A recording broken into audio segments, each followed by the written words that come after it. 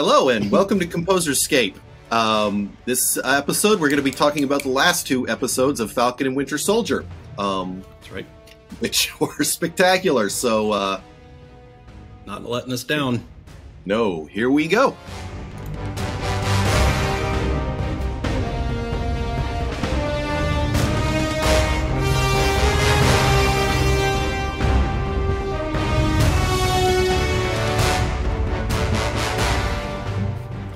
Yeah. So yes. Yes. This was actually a good way to do this because episode 3 was a very transitional episode. Mm-hmm. But then episode 4, you know, it hits the fan. So this it was good that we didn't just do episode 3 and then episode 4. We had some character development. We got to know a little bit more about the background of this Flag Smashers, this sort of rogue faction, which now that we know a little bit about them, the next two episodes do attempt, especially the more recent episode, really begins to humanize them, I think is a good way to put it. We have some sympathy for what they've been through and what they're trying to do. Mm-hmm. And so it's good that it's not just completely black and white. Yeah, they're really, between this and WandaVision, they're really taking more chances than they did in almost any of their movies. You know, it's really interesting. Yeah, especially the character, it's Carly Morgenthau, right? Which the actress Erin Kellyman that we mentioned in episodes past. I think we first saw her in not Rogue One, Solo. Yep. She was in Empty's Nest. Yeah, Lord of mercy. She was born in, I'm looking at IMDb. She was born in 98. Wow. She's a youngin'. Yeah. She needs to be playing Barbara Gordon, not gonna lie. That is that girl. Say again? She should be playing Barbara Gordon. Yeah, right. She is slated to be, pretty sure she's one of the stars in this upcoming Green Knight film that I have been anxiously anticipating, kind of waiting for that for some time. That got, anyway, delayed. Yeah, like most movies got delayed. Who's holding their breath for the Black Widow film? We all are. Can't wait for that. So back to Falcon and Winter Soldier. Daniel Bruhl is fantastic. Zemo, right? Zemo. Yep. Love the fact that they brought him back in it. We'll see what happens to him as this show nears its conclusion. But I'm kind of hoping that he continues to have a presence in the MCU, maybe pops up in future films. I really thought he was going to take that serum too, when he smashed him. He did. Maybe we should talk about that. Oh, Daniel Bruhl. Yeah, Zemo. You thought that Zemo was going to grab it. I thought Zemo was going to take the serum because to bring him up. That's his MO, though. Destroying. Yeah, he hates. Yes. He wants a level playing field. Right. Mm-hmm. The idea of an Ubermensch or some sort of master ruling class, some sort of master race, which there's some irony there with Hydra and the Nazis. But the point is he loathes superhumans. Right. So that's one of his driving thing in the universe with mutants. Yeah. I'm imagining him and Magneto do not get along. Right. Which, may or may not be an aspect of that character from the comics. I have to admit that I don't know that. I don't have that deep a knowledge of Zemo from the comics other than he's a longtime foil and villain in the Captain America continuity. And another, speaking of off topic, random tangents. If you have seen the Black Widow trailers, which we haven't talked about yet, And if you haven't seen, you should pause this, go watch it, and then come back. But I had wondered for some time who the villain in that film is going to be, and we finally got a look at Taskmaster, who looks amazing. Yeah, it's pretty good. Oh wait, so I don't know if that's media kit's gonna show up on well this one. We're also going to talk a little bit about Loki, and so maybe we should just bookmark this and come back to it and stay on topic. All right, Taskmaster looks amazing in the Black Widow. Yeah, the Taskmaster was. I guess we're starting with episode 4. Oh, I got both. I was like, they're kind of, you mentioned in a previous episode that this whole thing's shaping up that you could go back and watch it as like a long movie. Yeah, Kevin Feige, I'm pretty sure, is who kind of explained that his vision for the show was that it would be very contiguous, have really strong continuity episode to episode, and have the same tone and pacing and feel of one of the films. Yeah, so I was thinking, I was already kind of talking about them, like episode 3 and 4 work very well. They stick together very well. So I might jump around. I don't think we need to specifically focus on an episode. Okay. Because I mentioned that because we were talking about Zemo, and then I guess it was in episode 4 that he smashed the serum, one got away, and that led to John Walker getting it. So I was going to ask you a question. Apparently, John Walker is a character in the comics, right? Yeah, and I mentioned that, I think, in our last episode. U.S. agent something or other. U.S. agent, which is this little goofy name, right? USA. It kind of sounds like something he would come up with, though. Yeah, right. And it's funny, and I went and looked up a little bit more information on him, on that character, and pretty true to form, the MCU writers and those folks taking a lot of strong cues from the source material. As far as his kind of origins, he was granted superpowers, not specifically, it doesn't say from a super soldier serum, but from some sort of genetic or some kind of scientific experiment by the Power Broker, who is a character in the comics. Before we started recording, we talked a little bit about Madripoor. Yeah, Madripoor, which we had to. I never expect that from Marvel. I haven't read enough Marvel. I mean, other than Wakanda, Marvel always, like, their heroes always live in real cities, unlike DC, where like literally every hero except for Wonder Woman lives in a fictional city. Wonder Woman lives in Boston. Correct. Yeah.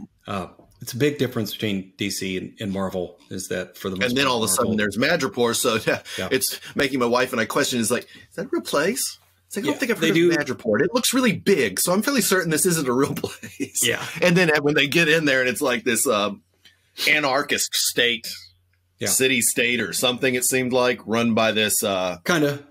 Yeah. Warlord. Yeah. And that's happened to Gotham City a few times. Yeah, we talked about Genosha when we started the House of M. Same kind of thing. Yeah. I think Marvel does a good job of grounding everything sort of real world, real cities. A lot of, the Avengers, Spider-Man, the Defenders continuity all takes place in New York City, where you have places like Harlem, Hell's Kitchen, very real place, Manhattan.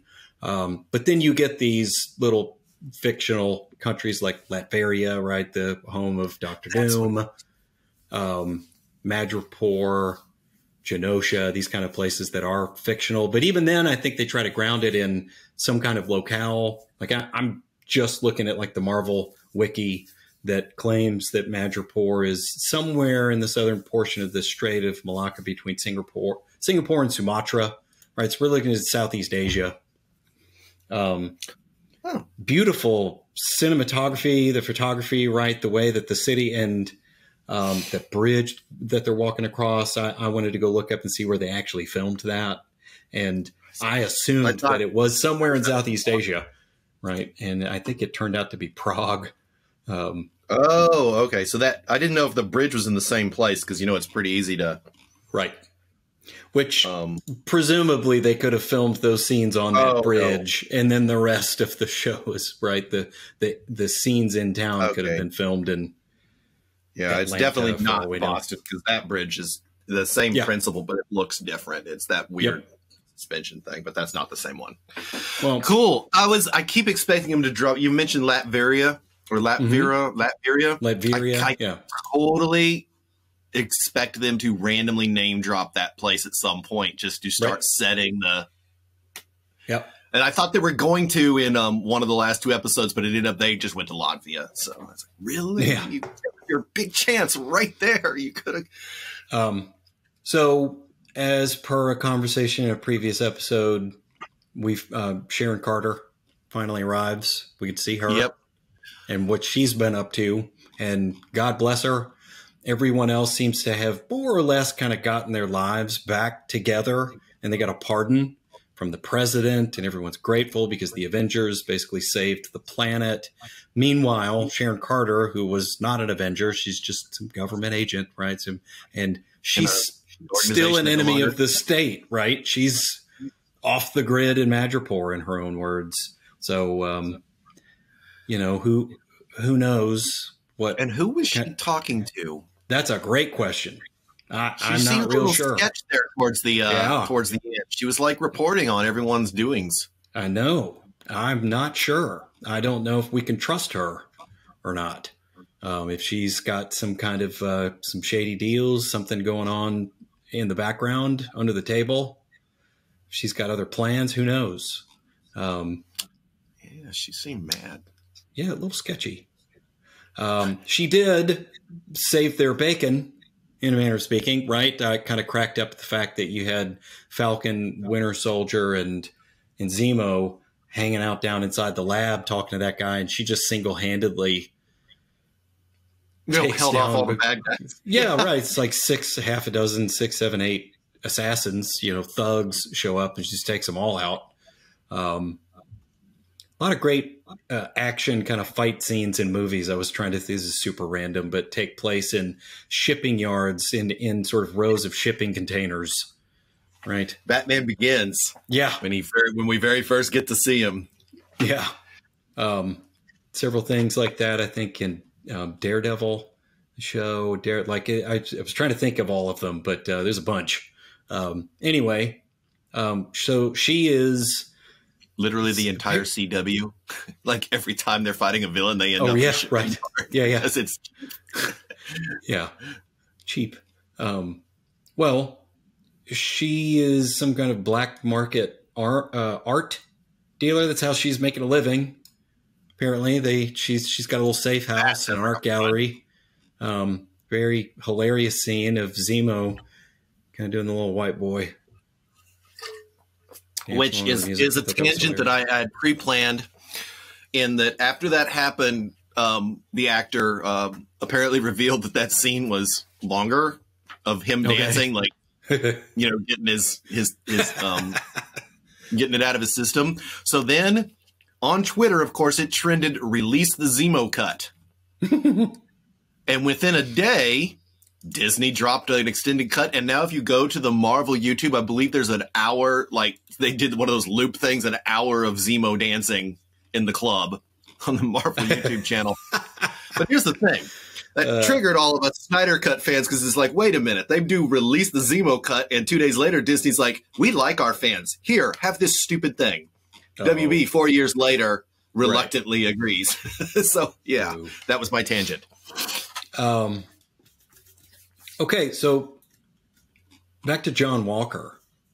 If you want to, that's actually to him. I was John Walker, he was kind of the thing those episodes. Let's just especially in episode 4 that he had his Homelander origin story there. Yeah. Well, we speculated from the beginning that it's possible he could be a little bit of a rotten apple. And I'd say he probably is a character that started out with good intentions. He was placed in this situation that he couldn't say no to, right? He's a decorated soldier. He's really just an incredibly skilled fighter and, you know, has a lot of valor. And, you know, he's definitely someone who you would think, okay, here's a guy that deserves a shot. If they're going to put somebody else in the costume, the shield, right? Power corrupts. And he has had this kind of, you know, I don't know, this corrupt sort of desire because of he feels inadequate, I guess. Maybe he feels unworthy. He's constantly comparing himself, as are others comparing him to Steve Rogers. And I guess he just feels like, I'm going to get my hands on some super soldier serum. I'm going to do whatever it takes to get myself enhanced, right? So I can sort of lay claim to this and feel legit. Or I'm going to, you know, anybody gets in my way of that, right? They're going to have to go through me. And finally, I know we're bouncing around a bit in the story wise, but we do finally see him kind of snap a little bit. And yeah, maybe more than a little bit. Yeah. So at some point, the question I had was, he clearly took the serum as he burst out the window. Like, I swear Captain America did in one of his movies. And I have a whole question about that, but please continue. When did he take the serum? Exactly. Did he take it after his buddy was killed by accident? By the way, not maliciously. Right. Or before? Because if it's before, then he is a little more Homelander than Captain America having a bad day. So this is a real nitpicky. Sorry, folks. Love the show. It's going fantastic. I love this. This is one of the only little nits to pick that I've had in the whole entire thing. So she runs into Zemo, gets shot. When I say she, I'm talking about the Erin Kellyman character. I always have to go back and look. Her name's Carly Morgenthau. She spills the super soldier serum for some inexplicable reason. She has it on her in a fanny pack. Yeah, why did she take it all out of the grave it was hiding in? That's a great question. That was a bit of a... I don't know. I guess they had planned... How everyone... It's like everyone is deaf or something. They never hear the zombies coming. That's right. It seemed implicit from the dialogue that they had planned to give the serum to some more people. That maybe they had lost a couple of folks in the midst of all the fighting and everything, and they were going to make some more. They were going to build their army. So I guess they were on their way. They should have left some behind in case of disaster. In a fanny pack. I mean, you've basically got, and this is going to lead me to my point here. You've got these fairly fragile, right, doses in these, probably it's like a hermetically sealed little glass vial. The same way that medications honestly come in. It looked like they were these cartridges intended to go into some sort of, you know, pressurized gas, like a hypodermic thing. And so again, this begs the question, how did he dose himself? I'm hoping we're not supposed to assume he just cracked the thing open and drank it. I don't know. The scientists, I was wondering if it was drinkable. Well, the scientists pointed out like all the clunky machinery and all the other chemicals and got rid of all that. My serum is required. Super efficient, right? It's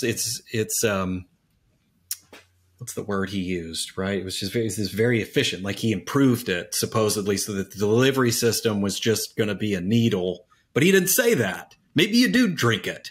But again, why was it in these little... Very comic book to drink the Dr. Jekyll and Mr. Hyde, drink the evil potion and become powerful. But that was what was going through my mind. At one point, did he go, I don't know, to an urgent care or something secure, just to go steal some sort of maybe he's got a first aid kit.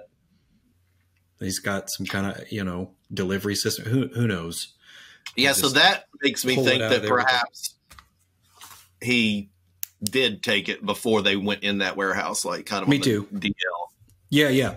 I expect that's probably the case, and he was just trying to keep it, you know, close to the chest. He wasn't sort of displaying to everyone, "Hey, guess what? I've got super strength now." Until the Flag Smashers really came after him, and he was forced to say, "Okay, I'm going to throw this guy through a wall." And then that next fight scene ensues, and as expected, right? I mean, if you enhance John Walker, we've already seen that he's a very skilled fighter, and he was kind of holding his own to an extent with just the shield without super strength. And now he's legit dangerous, right? He's a force to be reckoned with. So that added a whole new dimension, I think, to how his character is going to develop. I think we have the groundwork laid for how Sam and Bucky are going to get the shield back. Well, yeah, we have now it's not as bad for them to get the shield, because it's become, and I know I keep saying this because I find it hilarious, that last scene of John Walker with the bloody shield, that was such a Homelander moment right there. That it was great. Yeah, very poignant. I cannot wait to do this show when the boys is back. Yeah. But that was, as a matter of fact, that end of that episode is like, damn, I need to watch the boys again, because that was that moment on a much, much smaller scale was every bit as shocking. And I put shocking in air quotes because Infinity War honestly wasn't that shocking. You knew everyone was that Thanos would do the snap, right? But it felt like that. It had that. It's like Marvel got raw right there. My wife was like, did he just decapitate him? And I was like, I don't know. But then he picked the shield up. I was like, maybe. And I like it. I like this. Yeah. It almost is like we're getting this mix of the MCU with the Netflix shows. It's got a little bit of that rawness to it. Definitely. Nowhere near as violent and graphic as Punisher, thankfully. It is Disney after all. But yeah. So I was looking through, kind of at the risk of spoiling things. Obviously, this is a spoiler heavy show. I was kind of looking through for my own curiosity here to see if anyone's listed in the cast that we still have kind of question marks about. Do we know who these people are playing? Because I don't think we're actually going to see the Power Broker. But the Power Broker sounds like something we're not going to see.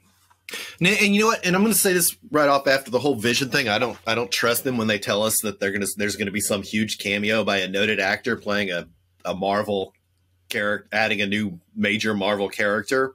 But that's what they've said. I just read about that yesterday or this morning. Marvel Disney claims that we're getting at some point a big cameo by what will be a major Marvel character. And I'm like, we will see. Yeah. Well, they have released a lot of information, and it's possible we may devote an entire episode of this podcast to what's up and coming, what they have slated, and just speculate maybe and try to, who knows, even build a little bit of a timeline as to how they're going to weave all of this stuff together with the films that they have slated. And speaking of, this is a nice segue, films that are upcoming and what's happening in this show. We haven't even mentioned this yet. The Dora Milaje, right? We get some Wakandans show up. Because obviously Zemo is not, his absence from prison is not going to go unnoticed. Well, yeah, it has. And I'm pretty sure that's one of the first things. Episode 3, was it episode 4? Episode 3, where they break him out of jail. At the end of episode 3. And Sam says as much to Bucky, right? Oh, did you forget about the fact that he framed you he killed the king of Wakanda, blew up the UN? Did you forget about that? I guarantee you the Wakandans haven't. He says that, and sure enough, and God, that was a great scene. How deadly those fighters are. The Dora Milaje is this, sort of king's guard for the Black Panther, and they're just complete badasses in their own right. And John Walker tries to step up when he decided to take that serum. Yeah, and we heard him say as much when he got his ass whipped. Yeah, and they're not even super soldiers. No. Well, I mean, in all fairness to them, and he must not know, they kind of are. Yeah, right. Just from in the same way that Batman could probably hold his own problem with Captain America Yeah. because he is such a elitely trained human being to the max of human potential. Plus, he's really, really good at utilizing his own technology, right? The Dora Milaje, I mean, they appear to just have, hand-to-hand weapons. They probably have some bits of armor and things like that. Likely made of vibranium. Vibranium, exactly. Yeah. So, you're not gonna pull one over on it. You're not gonna, sort of step up on one of those folks and expect to get very far. Also, they have no fear because they're King's guards. They have no fear of dying, right? So they will always fight more viciously than someone like John Walker, who is, no matter what, definitely afraid of dying. So I mentioned this earlier. I think, again, I was trying to tie this together with our previous train of thought, right? Talking about the films that are slated, that are upcoming. There is still a second Black Panther movie in the works. And I think the big speculation there is that we're likely going to see Shuri is very likely going to step into the role, possibly. Or it may be one of who's the head actress in the Dora Milaje, the actress that played Michonne on Walking Dead. Yeah. I think that's the speculation there, right? That we're going to get to see one of those folks step into the role. But yeah, it's possible if we continue to see some Wakandan involvement in the plot of this show that they're going to set up a plot thread that'll take us, somewhere in the future. They'll be able to pick that up. It's a good point. This clearly is not connecting at all to what I'm assuming can only assume is going on simultaneously in New Jersey with Wanda Maximoff, which is connecting to Doctor Strange. And we're not given Doctor Strange connecting to Spider-Man. So those are, I think they're going back to two threads like they did with, you had Captain America's story, which eventually wound back affecting everything. And then that moved back to the main thread. But you have the mystical thread, the space thread. Actually, my favorite, it was, what was it? Androids, aliens. And wizards. Androids, aliens, and wizards. Was that what it was? I think so. And then Bucky said, there are no wizards. Those are kind of the three threads. You have, you have space, Earth problems, and mystical problems. Yeah. And I feel like they'll go off on their own, and when they merge is when you need the Avengers. That's a good theory. So yeah, we're not given a clear idea time frame wise if this is happening simultaneously, if this is happening before, if it's happening after. It's just a good thing to point out, in the comics. You feel like, well, call the Avengers. Why isn't anyone called, somewhere back in the States? And, it's planet Earth. You can't keep up with literally everything that's going on everywhere. And, so far until John Walker, showed up on all these viral videos that, I'm sure these people are uploading at the same, people went on Facebook Live and they all got their cameras out, right? Taking pictures and video. John Walker trying to decapitate somebody with a shield. Now the gig is up, but you can't, they're not omnipotent, right? They can't know everything that's going on everywhere. And as far as the Avengers global threat disbanded at this point. Yeah. To some degree or another, yes. I kind of got the feeling that that's what Falcon's doing. Falcon's kind of become like the one-man Avengers in their absence. Since there's no existential threat to the world, he just handles normal day-to-day superheroing while Wanda's off in Crazy Land. The Hulk has become Smart Hulk and is probably doing whatever he does now. Sciencing. Stark's dead. Captain America's 100,000 years old. Spider-Man's in high school, so he's got homework. Right. Doctor Strange is strange. Who am I forgetting? The Guardians of the Galaxy and Thor at the end of Endgame, they're gone. They're out in space, and I assume Captain Marvel is too. So that pretty much leaves Falcon, right? Ant-Man. Right. And so we're getting another Guardians of the Galaxy film. We're getting another Captain Marvel film. And Thor is right. That's really what's Thor's coming now. Yes. So and the Doctor Strange are and in Thor. right. And these are things we're going to see, I think, in the soonest, right? And these things at this point, I believe, have a 2022 release date.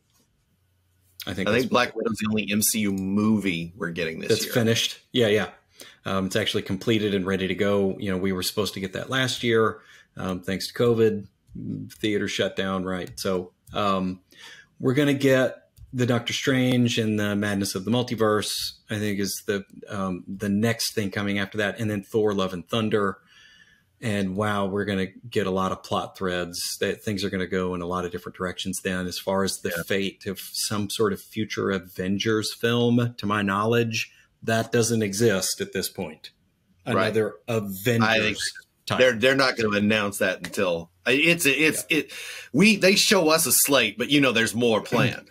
Unlike WB, who freaks out when they get bad reviews and trashes their whole good slate and replaces it with something else. But it's really interesting because I believe Feige said that Spider-Man, the last Spider-Man movie, was not the end of we're still in that phase, the same phase with Endgame. The new phase has not started yet. I think that's going to be Multiverse of Madness. So we're still dealing with repercussions. Falcon and Winter Soldier and WandaVision and Loki are all dealing with repercussions of as they call it now, the blip of what happened in Avengers, Infinity War, and Endgame. Well, do we want to speculate? Do we want a tinfoil hat? Anything that's currently where the direction of Falcon and Winter Soldier? Well, Falcon and Winter Soldier, along with that, we watched Falcon and Winter Soldier, and then when we were starting it, my wife was talking about, okay, so how weird is it that Steve Rogers, if he went back in time, then Sharon Carter is his niece, grandniece, and would have known that this person that she almost had a romantic thing with was him. Yeah. But then I was like, let's watch this Loki trailer, because it actually has an interesting segue. Connection. And this is going back into the talking about the whole MCU in that they show the fact that there are variants now because no matter what Captain America did, he wasn't able to correct what Loki did. So the timeline is no longer linear in the Marvel universe. Right. And we're going to cook everyone's noodle if we try to tease all that apart. But I'm super excited about this show because it is going to, I think, for lack of a better way to put it, it's going to capitalize on this whole idea of divergent timelines and parallel realities. And you've got the introduction of, in this trailer anyway, some sort of time cops. Yes. This agency. It very much reminded me of the Legends of Tomorrow, the time, what were they called? I think they eventually got destroyed, but what their captain is they were trying to fix variants in the timeline. But this pair right here, Owen Wilson and Tom Hiddleston together. I didn't even know he was going to be in this show. And then I saw the trailer and I thought this is just perfect. Oh, all their dialogue, just what they showed was gold. I cannot wait for that. Absolutely. But I think this Loki thing, it's going to be fun. They're going to be going through time, but I think it's also going to connect things and then thrust us into what's coming in the future of the MCU, and it'll be good to see that. Yeah. And as for Falcon and Winter Soldier, wow, let's just for a minute before we wrap up, let's talk about that ending more. Yeah. Because it just left us there with John Walker holding the bloody shield, which, by the way, is one of the best, most brutal shots in a straight MCU, non-Daredevil, Jessica Jones, Luke Cage, whatever. Yeah. Just him standing there with the shield, with the blood on it, doing the Captain America pose while everyone's videoing him. Right. Well, you've got a tension in the air so thick, you could cut it with a knife. Sam is there. Bucky is there. The world is watching. and the whole situation is just balanced on a knife's edge. And I think it was, as cliffhanger endings go, oh my God, like what are we going to start out with in the next episode? I mean, is it going to pick right up? We're going to get some crazy chase scene or something where they're obviously going to end up fighting.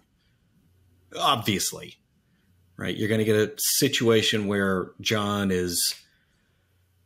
becomes a fugitive, or, you know, the government is suddenly trying to, you know, rein him back, put him back on a leash. Everyone's going to find out, like, you got your hands on some super soldier serum. Clearly. He could also try and do what Clark did in Man of Steel, and simply he's like, I'll be the good guy now. And except that Clark was never the bad guy, but you know what? He's like, and then Lois is like, you're wearing handcuffs. He's like, it makes him feel safe. He may do that type of thing. He's like, you know what? You're right. And then but it'll be a twist to it. They could go in any number of directions. I honestly, at this point, they've actually achieved the level of writing where I go into a Marvel thing not knowing what to expect. And that's so nice. That reminded me. They did that a few, like the Black Panther. I remember going into that and expecting one thing and then getting something different. And I was like, well, okay, right. Cool. Yeah. And I agree. Winter Soldier, Captain America, Winter Soldier, that as well. Right. That was like the Bourne Identity with super soldiers. Right. Absolutely. So, yeah, and I think we've known, we mentioned this earlier, we'll drink our tea on this one. I think everyone has probably known that John Walker was not going to wind up being, that he is an antagonist in this story. But the way that that's happened, how that character has developed, obviously has some complexity. It's not black and white, ironically, like a comic book villain. And they've definitely kept us surprised along the way. The fact that we completely forgot to mention this, the fact that Morgenthau, Carly, was able to find and get in touch with Sam's sister. I had a question about that. Like, how exactly did she manage that? When did she have time? I think we're going to find she has a lot of connections. Okay. And that's what I was going to say. Because of that, like, normally it's like, yeah, we'll go on and predict the next thing to happen.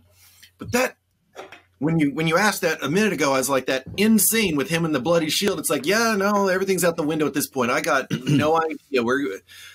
I mean, spitballing, the Flag Smashers will continue to be a more sympathetic group, but on the same token, they've already started getting a little sketchy, so they may have trouble.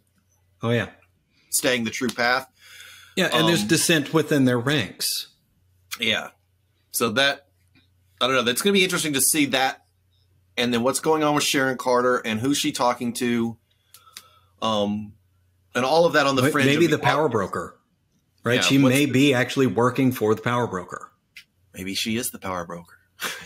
Oh, wow. No, that'd be a lot. But yeah. So, yeah. Oh. Okay. The show does not disappoint. And we know how many episodes we're getting. Are we getting 6 episodes? 6 episodes. We have 2 left. Oh. So yeah, you're right. Then they may definitely be fighting in the next episode. I think so. Wow, they've opened it. So they opened a lot of threads. Are they going to close all these threads? Maybe not. I doubt it. I think it's a lot of what we talked about today is that we've got a lot of avenues open to explore some plot threads in upcoming shows and movies. Yeah, there's just a lot here. I mean, the writing so good, because it's such a satisfying kind of cinematic experience, and you get a lot of character development. You get to see a lot of, I don't know, emotion, I guess, and the actors, right? The casting is so good. Yeah, but this one's going to need a season 2. Yeah, I think the point here is that you get a lot going on all at once, and it definitely bears watching multiple times because you get these plot threads and things happening in the background. You get details about other things happening in the MCU that in some cases is maybe just a sentence or a comment about something. And that's just going to, right, that opens the door for a whole other line of speculation. But meanwhile, we have this more immediate story, this more immediate threat. What's going to happen with the Flag Smashers? Sam clearly empathizes with them. And he tells this to Carly. He says, I understand you, right? God, we didn't even mention the fact that, that was where we really started to see John Walker just strip a gear, right? Sam was just on the verge of having her kind of talked down to a level where, okay, we felt like, okay, well, let's sit down at the table. Let's come to the table, right? Let's see if we can't come up with some kind of a diplomatic solution to this. Let's pool our resources. Let's get people on the phone. Walker's like, I'm sick of waiting. I'm ready to get my hands on some super soldier serum. Where is it? Right. Yep. But the writing here has been great. I think we get a really satisfying experience with all of these layers. So, and now a word from our sponsors. Super Soldier. Well, no, we're going to wrap up this episode and come back later with our next episode. We're going to do our book club. House of M. House of M, and we're going to be talking about issues 3 and 4 when it really gets good, because that's when Logan shows up. And then I realized reading that Logan is his last name, and now I'm so confused. It's his last. Okay, well, I'll save that. We'll talk all about Logan. Right, James. Yeah, we'll do that in the next episode. Don't forget to like and subscribe, and we'll see you next time. Don't drink any super soldier serum. It's meant to be injected. Don't drink that stuff. Yeah, that'd probably be bad.